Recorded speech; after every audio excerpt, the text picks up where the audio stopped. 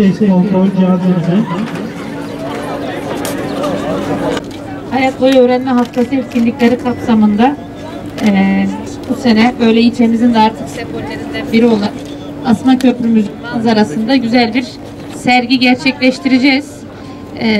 Hanımlarımız kendilerine verilen her türlü imkanı değerlendiriyorlar. Yeter ki imkan olsun, ortam sağlansın.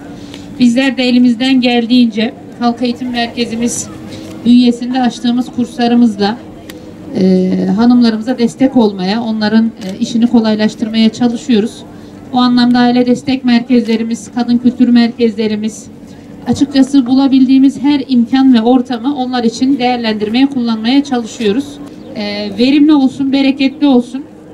Adı üstünde yaygın eğitim kurumları, her anlamda ulaşabileceğiniz, her yerde ulaşabileceğiniz kurslar. Gençlik ve Spor İlçe Müdürlüğü'nden tutun, şu an yanımda müftümüz duruyor. Müftülüğümüze bağlı olarak açılan pek çok kursumuz. Yine Halk Eğitim Merkezi bünyesindeki kurslarımız tamamı Halk Eğitim Merkezimizin modülleri üzerinden organize edilip usta öğretici imkanı sağlanıyor. Bu anlamda emeği geçen herkese teşekkür ediyoruz.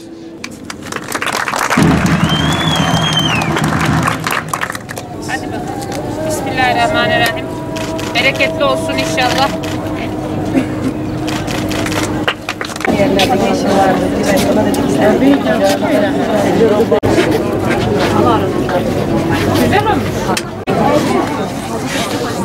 Bunlar da mı senin kurslarında?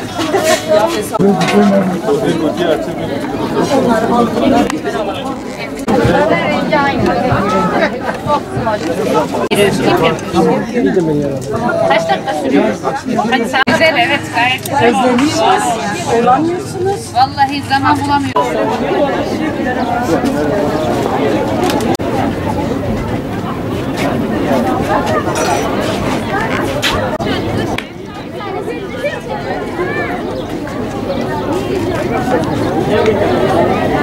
Teşekkür ederiz. Hocam bizim şey nerede? Gece burası var. İşte gelin Ahmet abi. Şimdi motor yapma.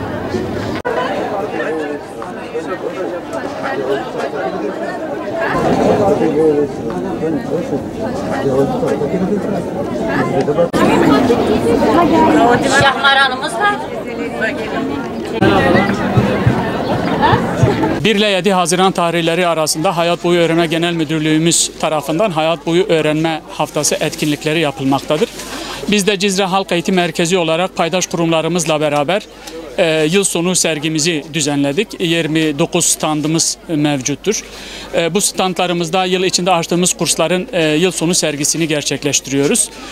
Paydaş kurumlarımızla, aile destek merkezleri, ÇATOM, işte diğer paydaş kurumlarımızla beraber bu faaliyetleri gerçekleştiriyoruz.